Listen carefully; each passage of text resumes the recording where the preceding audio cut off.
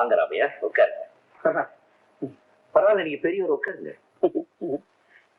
முதலாளி, என்னமோ அவசரமா கூப்பிட்டீங்களாமே?